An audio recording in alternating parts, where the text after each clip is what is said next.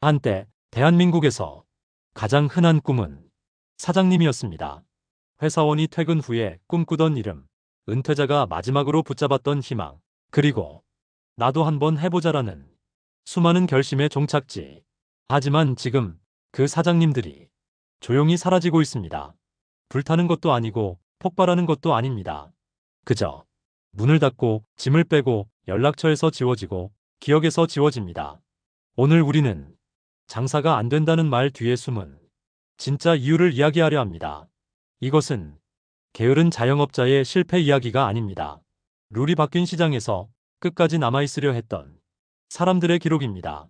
숫자가 말하는 진실을 보면 2024년 대한민국에서 100만 명이 넘는 자영업자가 폐업했습니다. 하루 평균으로 계산하면 2,700명 이상이 매일 장사를 접은 셈입니다. 이 숫자는 위기의 시작이 아닙니다. 이미 진행 중인 정리의 결과입니다. 문제는 더 깊습니다. 자영업자의 3년 생존율은 50%대 5년이 지나면 10곳 중 6곳이 사라집니다. 이건 실패가 아닙니다. 구조적 탈락입니다. 누군가는 말합니다. 장사가 안 되면 접어야지. 그 말은 틀리지 않습니다. 하지만 질문은 그 다음입니다. 왜 이렇게 많은 사람이 비슷한 시기에 같은 방식으로 무너지고 있는가?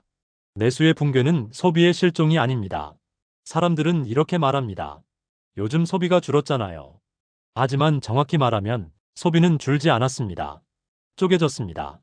위에서는 프리미엄, 경험, 구독, 브랜드, 아래에서는 쿠폰, 최저가, 대체제, 집밥, 소비는 위와 아래로 갈라졌고 그 사이에 있던 중간 상권이 가장 먼저 무너지고 있습니다.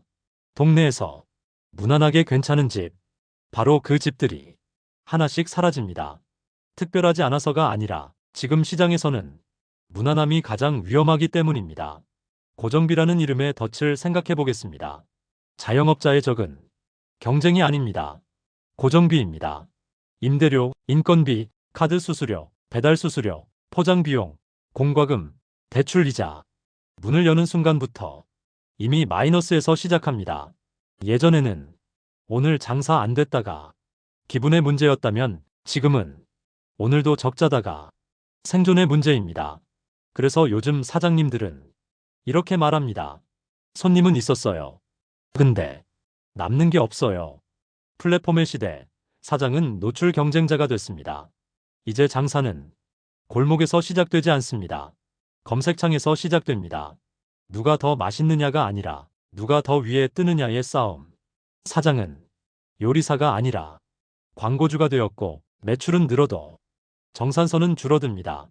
플랫폼은 상권의 입구를 장악했고 가게는 그 입구에서 수수료를 내고 서 있어야 합니다. 문제는 이것입니다. 나가지 않으면 손님이 없고 들어가면 남는 게 없다. 이 딜레마 속에서 수많은 가게가 조용히 체력을 잃어갑니다. 금리, 그리고 부채의 그림자를 생각해 보겠습니다. 금리는 숫자처럼 보이지만 현장에서는 숨소리입니다. 대출이 있는 자영업자는 장사를 하는 것이 아니라 이자를 향해 달립니다. 은행 문턱은 높아지고 비은행 문은 더 무겁습니다. 매출이 조금만 흔들려도 연체라는 단어가 눈앞에 나타납니다.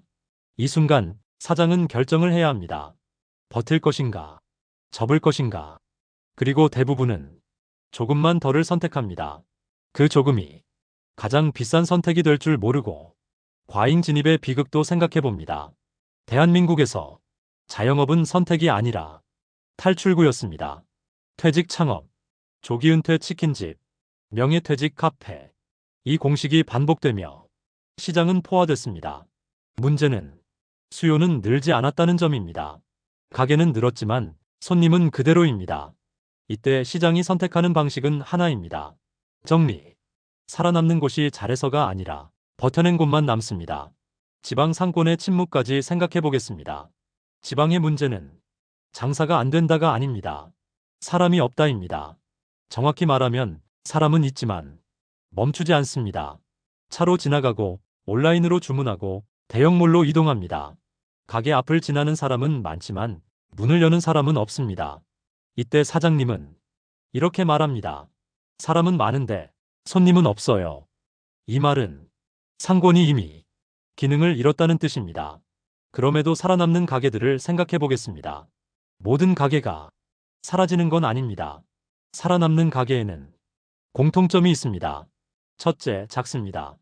둘째, 목적이 분명합니다. 셋째, 단골이 있습니다. 넷째, 고정비가 낮습니다. 이 가게들은 많이 파는 가게가 아니라 남는 구조를 가진 가게입니다.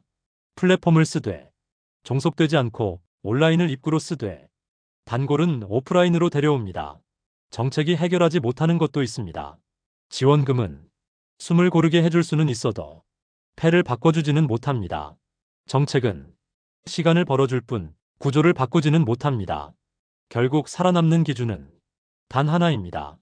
이 가게는 시장이 바뀌어도 버틸 수 있는가? 사장님의 시대는 끝나지 않았습니다. 자영업의 시대가 끝난 것이 아닙니다.